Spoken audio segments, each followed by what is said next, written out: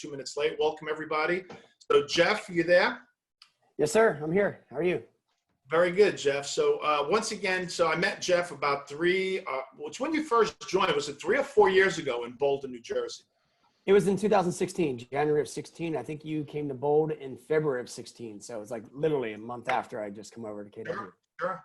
So why don't you just tell everybody who you are and where you're from. And my goal is by the end of this call is if any of these people have any referral in your area, you're going to tell them at the end where you service, is to get you some business for helping us out down here in Florida.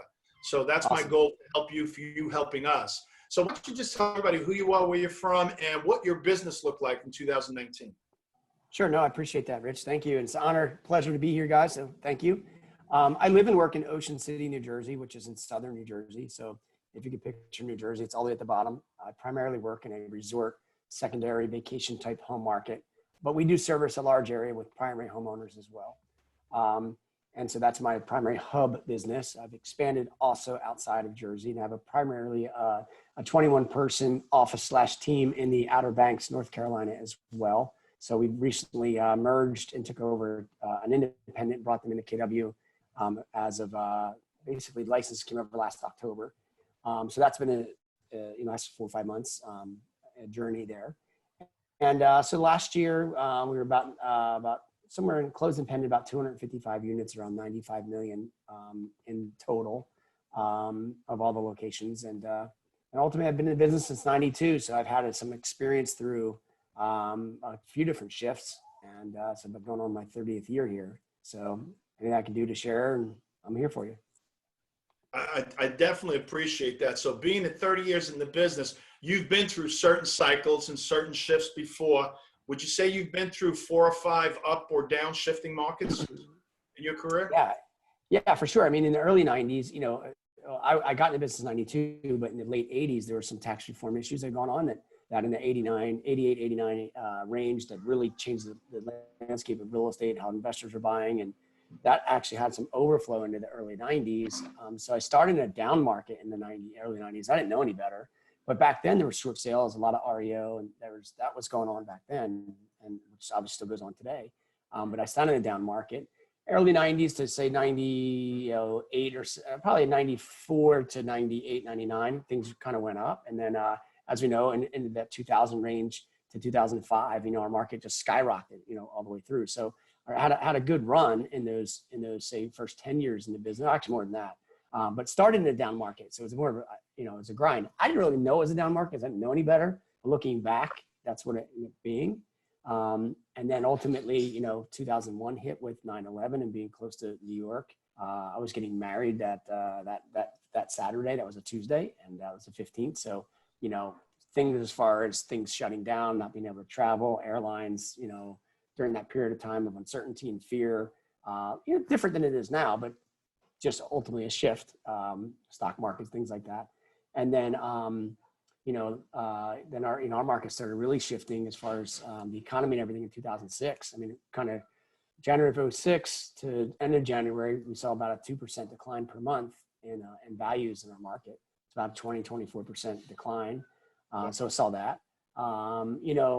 We've had several things as you guys have had, with hurricanes. I mean, Hurricane Sandy came through here, and for us, we got hammered on that. My office got 3 feet of water. Our clients got 3 feet of water.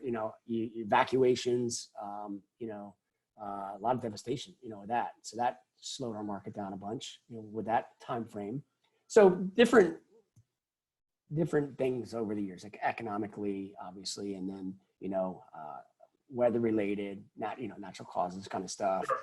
Nothing like this. This is an economic issue now, and also a health issue, which we haven't had as far as all combined at the same time. But anyway, I've been through a bunch of this kind of stuff for sure.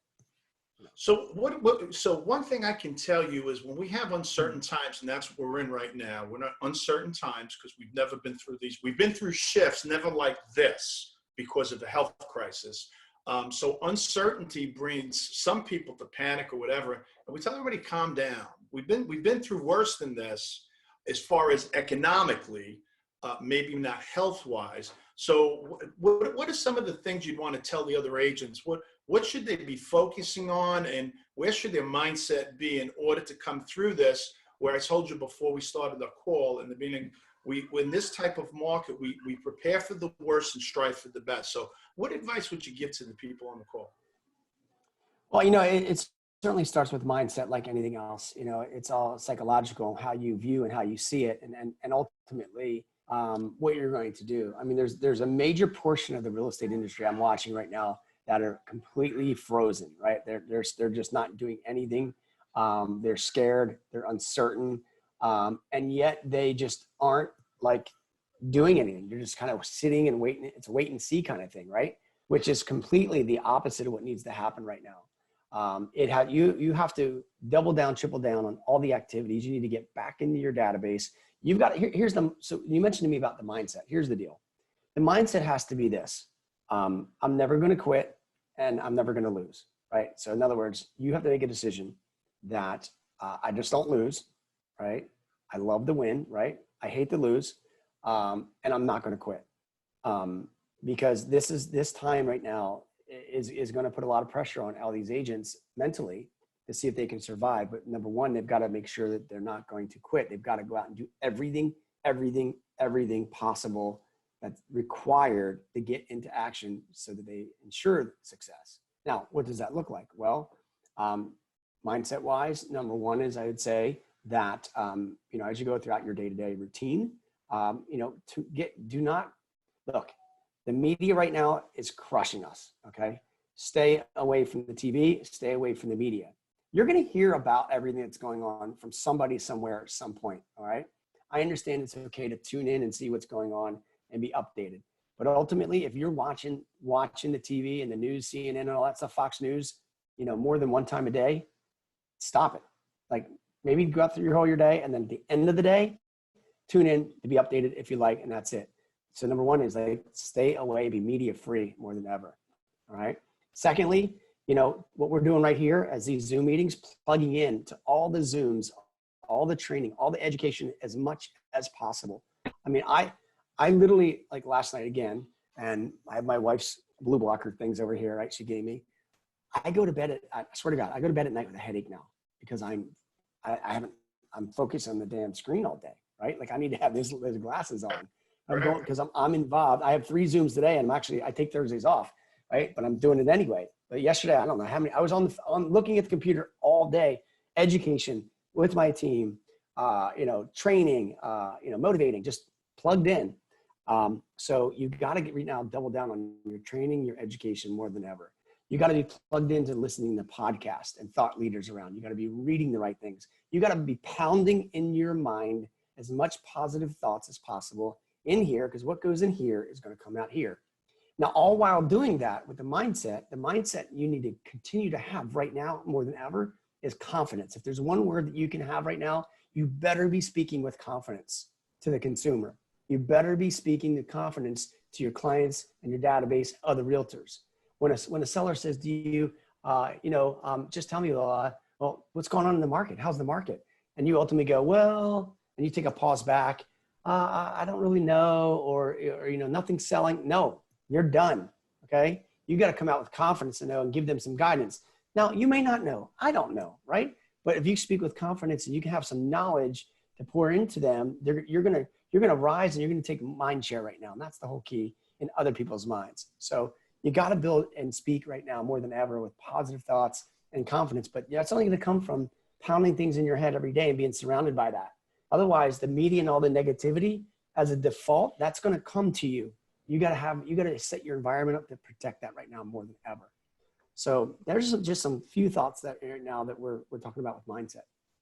I love what you just said, because somebody once told me when you say something with confidence, 77% of the world will believe you, whether you're right or not. Right. So just be confident, whatever you're saying, right? And be a resource. I've had Ray Lopez and Bob Lucido on last week, and they've just we need to be a resource for the community in our database or data bank, whatever you want to call it, and make these touches, these care calls. People need to know that we care about them. So I love that. So what changes have you made? If I remember in Bold, your whole team was in there. You had just joined. You were brand new to Keller Williams, about a month into your career at Keller Williams at the time, and very seasoned, very professional, very successful team. your whole team was in bold, and your whole team one day did a bold 100, if I remember correctly. You were pounding on the dialers. And are you still doing this? Are you still doing that group lead gen before this health outbreak? Do you lead gen as a team together still? Can you talk? Yeah. I mean, our team, you know, the number one culture of our team is lead generation and prospecting. We're completely prospecting based. That's what we do, who we are. We don't ever deviate. That's part of our schedule. That's what we do. And so now that we're an essential business in Jersey, but ultimately no one's going to the office, right? Our offices are my mega agent office, the market center is closed. So we're all working right now from home. And I had everybody basically ultimately make sure where their home environment is set up as much as possible, the same environment that they have in their office. So I have, you can see behind me, like these blinds. Many of the other agents, if they have blinds behind them, they have their scripts taped to the blinds, right? In their wherever they are. Some are in their bedroom, some are in the dining room. I'm in my dining room. Some are in wherever they are, right? Scripts are up. They have their environment set up as much as they can. We then have a Google Hangout link every day at 9 o'clock. It's actually live all day, but they log on there, and the same type of Google Hangout screen as a Zoom has. They actually can mute or unmute themselves and then watch everybody prospecting all day as they come in and out. Basically 9 to noon is when we all show up. That's what everybody does. But the whole team, you can see them doing it. It's keeping them accountable. Our typical daily routine is nothing has changed. It's still exactly the same. From the time we wake up to 12 noon, we still call that money time. We have a 8:15 huddle call every day that we call into. It's not Zoom. We call into that. They're role playing at 8:30. 9 o'clock, they're on the phone from 9 to noon, plugging in with the Google Hangout. And then throughout whatever else the schedule is, we have a sales team meeting 12 noon on Monday, 12:30 a sales script, a master class I teach. So every 12:30 on Mondays, I'm doing that. 3 o'clock coaching call, which is Zoom now, to the whole team. Again, every day huddle. And then Tuesday, full team meeting. Wednesday, another script master class at 12 noon. And then and then we plug in other things. Like on Friday, last week, I had a budget and expense webinar that I did with the team. We highlighted and did all that. So, I mean, what we're doing right now is we are more than ever plugged in on the training and as a team, and we've not gotten away at all from our routine, our normal schedule. In fact, we're probably even more connected now than we were before. So, but one thing that we're doing is we are 100% lead gen focused every day. We were planning to do before this happened, went about 3 Wednesdays ago, a bold 100 again in our office. And we were going to implement that once a month, right? That's where we were going with it. We've done it before. We were going to revamp that back up. So right now what we're doing is we have not only tracking the number of calls that we're making, two-way conversations each day, but we're also now tracking how many emails, how many texts, how many voice messages, how many Facebook messenger messages, how many handwritten notes are going out. So some of us are doing over 100 of just outbound communication to the database and our clients right now each day.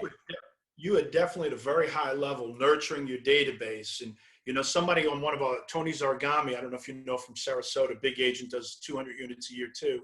She was on last week. She said, we need to and said chapter 12 of the Shift book talks about bulletproofing the transaction. Right now, we need to bulletproof the relationship. And it's obvious that's exactly what you're doing right now, Jeff. So it sounds like you've got a lot of standards with for people to be on your team when it comes to lead generation. What happens if someone of the agent doesn't come to your lead generation on, they miss it this week, they miss it next week? Do you have standards set up at all with your team? Yeah, I mean, so it's very rare that they miss it, right? Because the moment they miss it, then it's like, well, this is part of who we are and what we are and what's going on. There's a conversation that happens. So it's they typically will never miss, number one. Number two is the accountability we have that keeps this together is the reporting of their numbers each day. So we use Sisu as part of one of our CRMs to manage all the numbers and our scoreboards and leaderboards. And so everyone gets a link on their phone, and they go to an app on the phone. They do it by the phone or computer, where they record their numbers for the day. So it's going to be, contacts made, appointments set, listings taken, buyers under contract, price reductions, we just added on leads. Okay. Before we were counting number of leads, I'll get into that, why we're doing that. But we just added that literally this week as a separate column on how many leads you're generating. So there's a link that they have to do. They get a text every day reminding them, report their numbers at 5 o'clock, but by midnight, they got to do their numbers recorded. Then each morning before a huddle, I get a report sent to me that shows me everyone's numbers. If they don't record their numbers, and so they missed it because they forgot it or they didn't record, then they are cut off out of our CRM and all admin duties for the day. So they have 24 hours. They can't even log into their leads. They can't get access to any of our admin for anything they need. So that's kind of accountability for that. Yeah. That's accountability and standards at a very high level. And the truth is, the higher we make this, raise the standard bar, the higher the level of productivity goes. So I absolutely love that. So what changes have you made since in the last, say, 30 days to your business, since this virus has been introduced into the United States and we're having to deal with this on a very serious level? What changes have you made in your business structure other than, like, say, virtual showings or virtual open houses? What are the changes you're making in your business? I'll be honest, we haven't made a lot of changes because one of the fortunate things is that, we've been working in an absentee type of market all along the way. So as far as our presentations have always been over the phone. We've made some changes doing more Zoom presentations now, which we should have been doing anyway, or Google Hangout presentations. So listing presentation we've always done over the phone. We've always emailed our listing package ahead of time. We've always done our CMAs and emailed them out ahead of time. We've always done our listing agreements and sending them out by DocuSign and having electronic signatures on our contracts for sale and our listing agreements. So we've already been used to doing that. Fortunately, in our market, we've been used to also, when someone couldn't make it down to our market to look at a home, to FaceTime them and kind of walk them through if it was a hot property. So we've been a little bit more used to that. So we haven't really made a lot of changes. I think that, we've made a change by really getting deeper into our database for sure. I mean, because we've always done that, but not at the level we are now. I mean, we're really communicating a ton to them right now. So, which has been good. That's all I'm just hammering them right now with that and me included. So database engagement has really gone through the roof. It's what else changes we've made. I mean, other than, we've really cut a lot of expenses out. Like right now, our COO in our business, we cut $83,000 out of our budget and expenses in 2018, going into 19, or no, maybe it was 19, whatever it was, a year ago. And then now, so we've gotten a lot leaner. But then I went back to Scott and I said, Scott, I want 10% more annually. So his goal now is $4,000 a month. He has to go cut. So he called me this morning. He goes, I'm at about 1,100 so far. So I said, all right, go get it. Go find it. He's coming with the solutions and things. So we've made that adjustment differently where before, I got a whole pile of it. Anyway, with all expenses I could show you, but it's like stacked like this of every single line item, credit card and bank statements. But and it's painful, we're doing that. Making cuts, because a lot of times we're thinking, oh, I need this, I need that. One of the things that Gary says is that we need to see, is this expense bringing us a multiplier back in revenue? If it's not leading to revenue, it's probably a slash item, something that we can. And a lot of times we fall into this level of complacency because we like the services or the technology. If it's not bringing in revenue or a multiplier of itself, we've just got to find a way to cut it and do without it. We did without it before, we'll do without it again. So it sounds like you've got your business model that you have, because you are in a secondary market, was born for this very moment. You've been preparing for this, only probably didn't know it because you've been doing virtual calls, virtual listing appointments over the phone, Google Hangout, Zoom, whatever those listing, you've been doing them all along. So you've got to step up. So what advice would you give everybody? What time frame would you give them? And better yet, when you first started doing that, Jeff, how were you uncomfortable doing it not in person? And what advice would you give to that?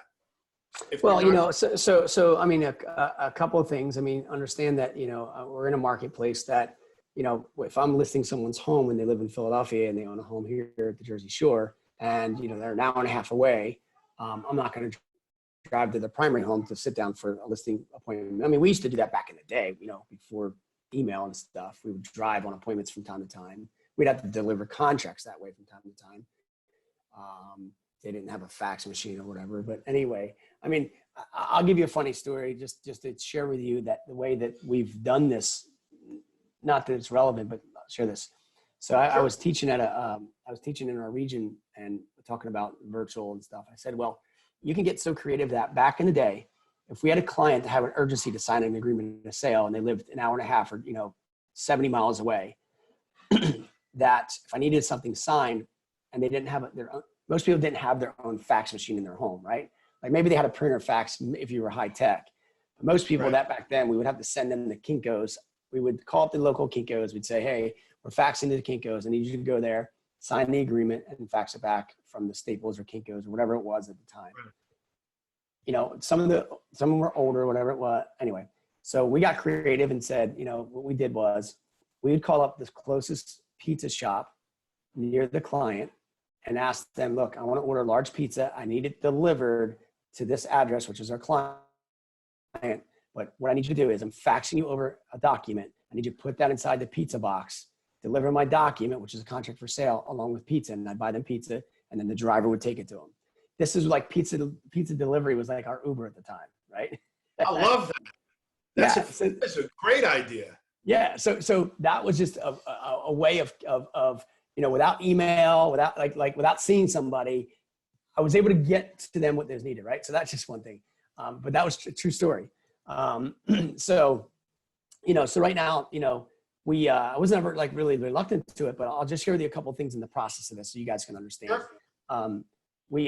Okay. So when we talk to a seller and ultimately get a rapport and they're going to want to list their home with us, or we're preparing to present to them, we're going to go ahead and prepare a market analysis for them. We use Cloud CMA. So we're going to take that link at Cloud CMA. We have a standard, email that says, hello seller, thank you for reviewing or taking the time to, want to interview us for the job, blah, blah, blah.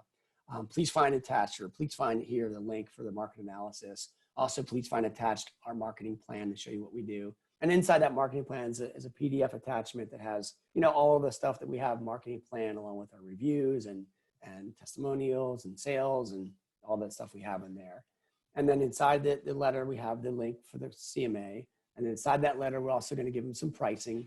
Here's, what we suggest the market's doing. We give them some pricing. We'll also maybe attach a why hire me video to that, which is a link. So we'll get a whole nice and neat and clean email and then attach the data or the marketing plan. We'll actually then get the listing agreement done and then attach that as well so that they can get everything ahead of time. And we're going to send that ahead. And then we're scheduling a call with them to present to them what's on that what's on the email.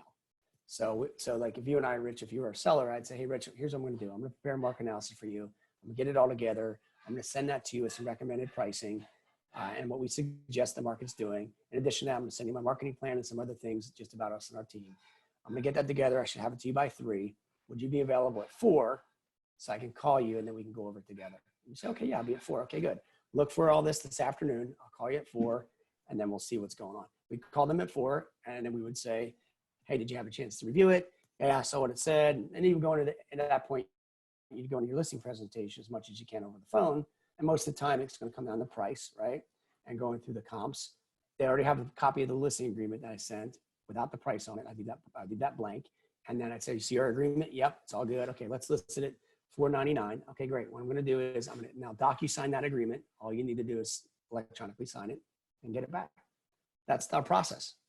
Same thing you can do now, same thing we're doing before. There's no need to go out and meet the client right now. So you've added one additional element to the whole conversation, Jeff. You created urgency. What you've done is you filtered out all the looky-loos, the people that are really not serious buyers or sellers, because they, once you tell them I'm going to send out a package, all of a sudden they're going to back up and you're going to realize they're not serious yet. There's an objection that maybe hasn't surfaced. What you've done is you've created urgency to speed up the whole process to get that person to sign the agreement. Absolutely love that. Brilliant. Brilliant. So look, are you still in production yourself at this point? Yeah, I mean, not a whole, I did like 11 or 12 deals last year myself, like personal one-on-one where there wasn't another split involved. on certain deals, personal development deals, things like that. So I'd say, no, I'm not 100%. However, I'm in the business. I'm still there. I've got a listing partner that's taken over David, and he and I work together every day. But he's the primary focus of the listing side, more or less. So what would you say, if I were to ask you, what would the average day look like for your top agent, whether it's your lead listing agent or your lead buyer's agent? What does an average day look like based upon activities and habits? What are they doing in the course of the day? So they lead gen, they're on the phone with you at 8:15, script role play, 9 o'clock, 9 to 12, they're actually doing their lead gen and Google Hangout. What then? So what happens after 12 noon is a little bit more flexible. What happens between the time they wake up till 12 noon is not. Like, that's rigid. Like, that's just what we do. That's the schedule. Like, that is it. So what happens after 12 noon, I don't really exactly know 100% what they're doing, other than when we have our trainings where they're showing up on certain things. Typically, they're going to be doing their lead follow-up with the leads that the leads that they have. So lead follow-up was going to happen in the afternoon. They're going to set aside a little bit of time for their own admin work that needs to be done by calling either their pendings or their listings or just whatever little admin stuff that they need to process themselves. Then they're going to do any other presentations in the afternoon. They'll be setting up those Google Hangouts at this point, or Zooms with clients, or follow-ups will all happen in the afternoon. If they don't have that type of any other real appointments, then they're going to go back on the phone. They're going to start agents will jump back on. They'll see the chats going back and forth. Like, all right, we're all getting back on the phone 5 to 7. Who's joining me? And then I'll go back on the link, and there'll be agents on there jamming away again. So that's what's happening currently. Normally, if in a market where we weren't, quarantined, in the afternoons, they would be going out on listing presentations if they were face to face, or on appointments to go show properties or go previewing properties, or doing whatever they need to do outside of the office. But the time to wake up to noon is that's just what we're still doing that. Everyone has a standard of 30 contacts a day at minimum standard. We're ramping that up. Ultimate goal is to get them to ramp that up now. I think when you say 30, Jeff, you mean conversations, not dials. No. Conversations. Two-way conversation to a decision maker. Yeah. I love that you just added with a decision maker. Here's what I also love what I heard you say. So obviously it's obvious to me that you're a student of the model, the MREA book that Gary's written. And Gary always said, you do your calls in the morning and life will happen in the afternoon. And whether it's the school calling, because your kid's sick at school, or because whatever's going to happen, issues with there's no brochures in my brochure box with your listings, life will happen in the afternoon. Do the most important job we have to do. We signed up, we got a real estate license, and we didn't realize when we took this job with whatever brokerage, doesn't matter, is that we became a professional lead generator. A lot of people get confused. They get into real estate to sell real estate, and what they're forgetting is the sale of a real estate or a house or a commission or a closing, whatever you want to call it, is really, it's a byproduct, a natural byproduct of a conversation that we had 90 days ago. Right? Yeah, 100%. I mean, I always told, basically I've always said, I just become a high paid telemarketer. That's what it is. And really, honestly, I mean, you got to have a conversation. Like, you're salespeople. A sale has got to be created by having a conversation. If you think you can sell a home by actually not talking to somebody, show me. I'd love to know. How are you going to do that? You got to have a conversation. You know what I mean? Like, it's our business as a real estate agent is nothing more than having a understanding conversation to help people make decisions. Absolutely. So I'm going to ask you one more question, then we're going to go to questions to see what questions the audience has. So what advice would you give, 1 or 2 pointers for the people on the line right now? What do they need to be doing, like right now? Like when they get off this phone call, Jeff, what do they need to do? So what I'm going to do is I just prepared this. I'll send it to you if you want to share it. It's basically 15 points, okay? And 15 points is, what should I be doing right now? Oh, right? That is perfect. And so I just designed this, and there's 15 points on here. I won't go over all 15 of them, but I think if I was to point out, 1 or 2 of these, I'm going to go back to which everyone is already doing is number 3 on this list is call all in your database. Call everybody. Like, if you have a database, first of all, everybody has a database.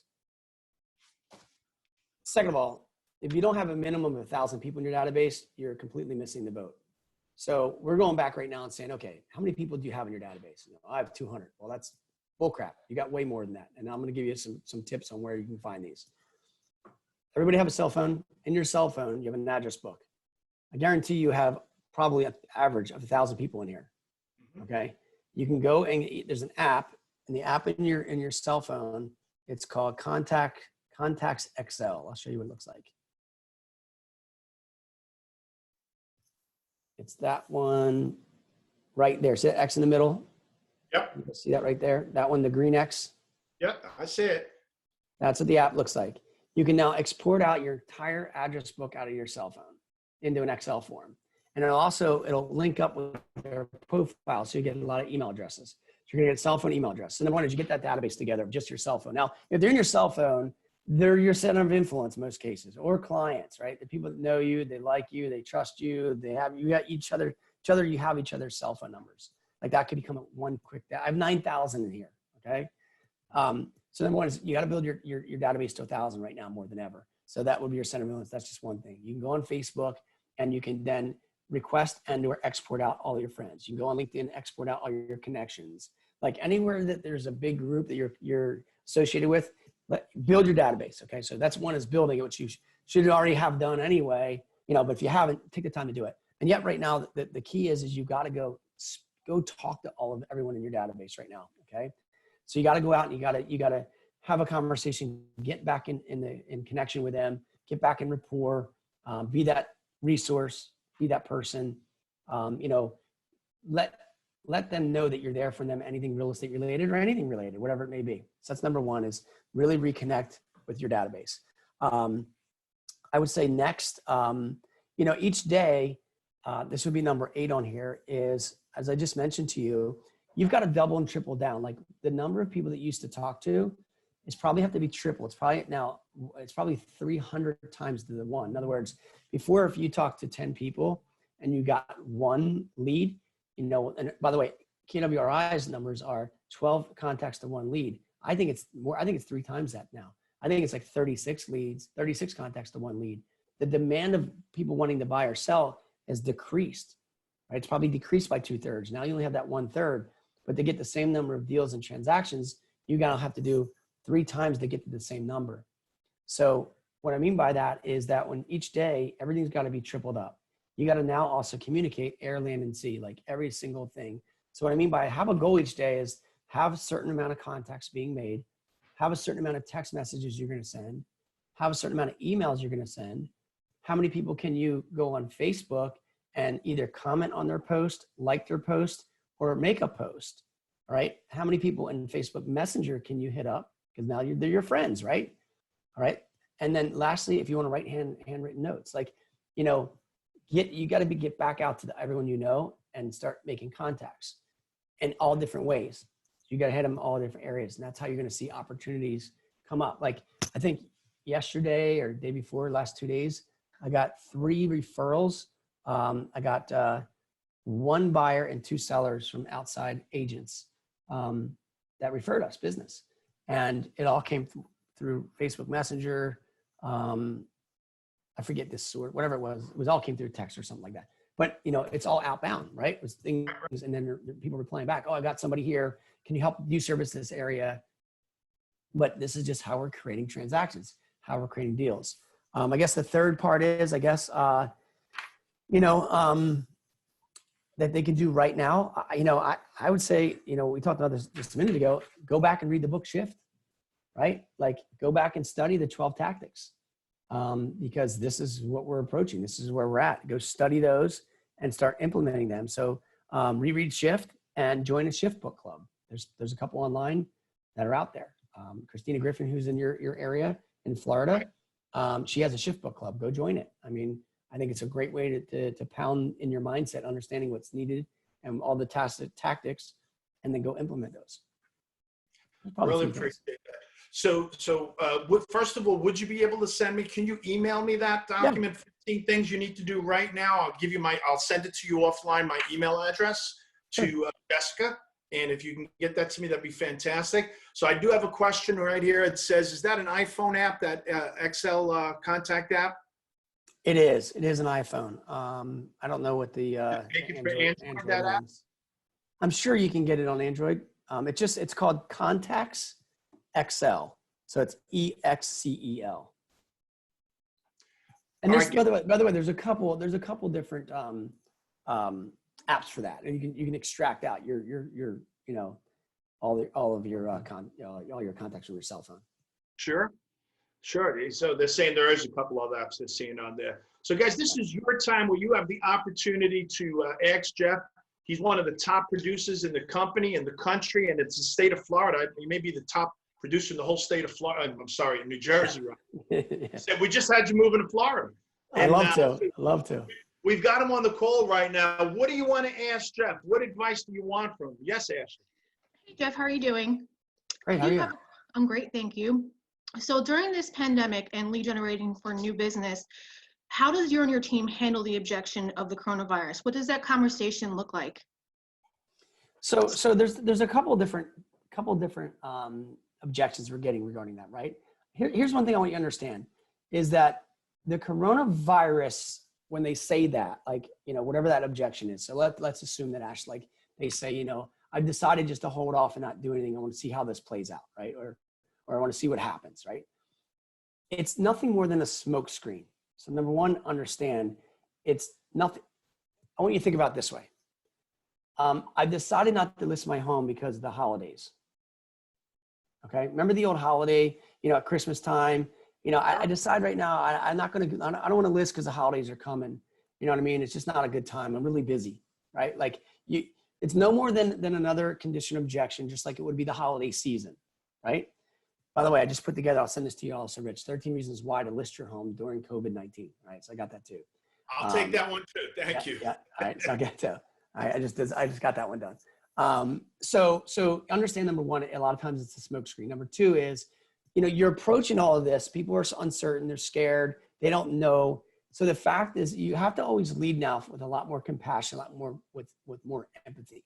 So, I appreciate that, you're very concerned of what's going on, and I would be too, and I am, and it's a very uncertain time. Yeah. So may I ask you, and let's say that you're the seller, Ashley, may I ask you though, a month ago, ultimately, if you got the right buyer that was going to pay your price, would you have sold? And they're going to say, well, yeah. Okay, good. So put the coronavirus to the side. Ultimately, let's just come to an agreement. You still do want to sell. Is that correct? Oh, no, I want to sell. Great. If I could provide you a buyer, do it virtually, not actually ever getting in your home, get you the price you're looking for, sell it in the next 30 days. Would that pose a problem? What do you think you're going to say? Oh, no, that would be fine. Okay, great. So let me go ahead and do this. Let me go ahead and put together an analysis and update you on what's necessary, how to reposition your property in this market without actually being without it actually getting physically shown. And then I'm going to do an analysis for you, and I'll call you back. I'll share with you those ideas. And then more importantly, I'll tell you, what I think we can get for it within the next 30 days without showing your home. And if I could do all that and it makes sense, is that something you might consider? Oh yeah, I consider that. Good. There you go. It's you got to be scripted, right? You got to understand how to lead it in the beginning. But I think you got to go back right now and set aside the coronavirus on its own and bring them back to reality that they still have a need, they still have a want, they still have motivation to sell. We need to get them back in that mindset, why they had it on the market previously, right? They need to, where were they moving to? So tell me, what was most important about that move? If you could still make that move and get the price you wanted for your home, would you still move, right? Like, we need to start getting away, but you got to lead with, I understand your concern. I don't blame you. Now, let's assume they come back and they say, I'm decided, nope, I'm not doing anything, nothing, zero. Okay, good. So Mr. Seller, Mrs. Seller, I appreciate we're going to put this on pause, and I don't blame you, and that makes sense. And yet, let me ask you, once this is all over and it's flattened and you feel better about it, ultimately, you're definitely going to get the home back on the market then. Is that correct? Well, yeah, I want to sell it. Okay, good. And when do you think that might be? Well, I don't know. I want to wait another month. Okay, good. So, today is April 2nd, right? Is that today? I don't even know what today is. Yeah, April 2nd. Okay, so here's what I'm going to do. I'm going to make a note, and I'm going to send you a link So we can meet like, by face-to-face by Zoom on May 2nd. And then what I'm going to do meanwhile is I'm going to do an analysis for you to update you and keep you informed of the market. And then on May 2nd, we'll get together, see where the state of the market is, what your confidence level is. And then I'll go over the analysis on what the pricing's doing. And then we can decide at that point, right, if we should move forward and get it back on, right? Like I want you to start setting future appointments with people that are already saying, I'm putting it on hold, but come and identify when they're not going to be on hold. So when I mentioned the earlier, Rich, I said about, what are the numbers we're tracking? That right there is a lead. Okay. Right. Not really an appointment yet. Like, before we're always prospecting. Okay. How many appointments can you get today? Appointments, right? Well, Right. I'm not so concerned about appointments anymore right now because we're going to have harder time getting appointments. I'm concerned about the leads, and identifying a lead right now is who's going to do something the next 30 to 60 days and start building your pipeline, right? Like if you all could go out and get one lead a day, just one, over the next 30 days, you'd have 30 quality leads, right? Another 30 quality leads. And what I mean by quality is they have a need and a want and they still want to sell, right? Or they want to buy. They're just putting things on hold. Well, also what I would do is I'd call them in half of the time. So if they say 30 days, call them in 2 weeks, all right? Always cut it in half as a follow-up. But let's say that in the next 30 days, you'd have 30 full leads.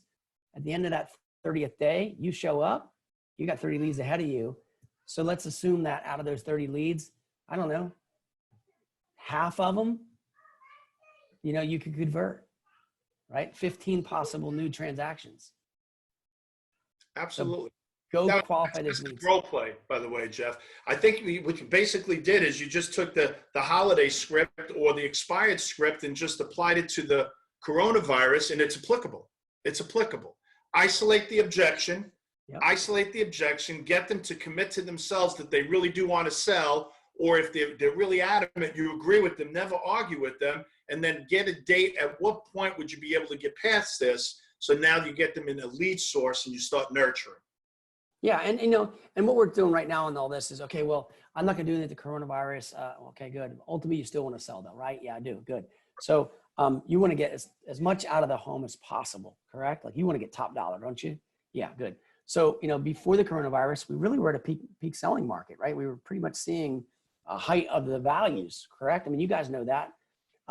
So, Mr. Seller, if you really look at the market, know what's going on, do you think the coronavirus is going to get better, or is it going to get worse before it gets better? What do you think currently right now? Now, right now, what do you think they're going to say? Worse. Probably get worse before it gets better. That's Right. what, right? And so, Mr. Seller, if we can understand it's going to get worse, which I agree, before it gets better, how much time in your mind do you think that will be? And they're going to say, well, I don't know. Or they're going to say, maybe it'll be in a month or two. Okay, good. So I'm just curious. If it gets worse, before it gets better, do you think property values are going to go up in the next 2 months? Are they going to decline in the next 2 months? Well, no, they're going to go down. Okay, good. Why wait 2 months? Let's get it back on the market and sell it still at the peak where it is, right? Like if you're predicting where you think the market's going, let's not do that, right? Let's not chase the market downward. Let's get it back on the market, reposition it now, and get the buyer to buy. Now, if I get you your price and I bring you an offer, you can choose to sell. If I bring you a price and an offer and it's not the right one, then you could choose not to. In either case, you're going to have a 100% chance of getting your number by being on the market, 100% chance not getting it if you're off. I love the future pace on that. That's what I'm doing. That's what we're doing. We're just like giving them like the future of what, where we're at with this. Does that help, Ash? Fantastic. Who else has any questions? Because I promised Jeff 30 to 40 minutes and we're already at 44 minutes. So I want to respect Jeff's time. Does anybody else have any other questions? One last question before we wrap up. Just unmute yourself, guys. Is there any other questions? I don't see any on the thread here in the chat box. So if that's it, Jeff, listen, if there's anything that I could personally do for you, just reach out, have Jessica reach out to me. I'm here to help in any way that I can. Once again, just inform everybody where you service. So if we can drive any business your way in the form of referrals, I would love to do that for you and your team. So where do you service again, Jeff? So currently we're in Southern New Jersey. Okay. So that if you could picture Atlantic City, Southern New Jersey is where we are. There we have another team in the Outer Banks, North Carolina. We have an agent that's outside of Philadelphia, so the Philadelphia greater area we service. We're expanding with another agent in Jupiter, so coming down your way. Not there yet, but certainly we were in Fort Lauderdale. We're not there right now. We were in Sarasota too. We're not there right now. So anyway, coming to Florida for expansion and so forth. But in case you guys don't cover those areas. But anyway, that's primarily our hub is in Southern New Jersey, and then our biggest team in the Outer Banks, North Carolina.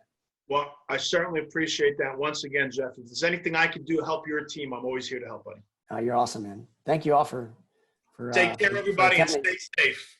All right, appreciate Thank you, Jeff. Thank you, guys. Take care. Thank you. Thank you.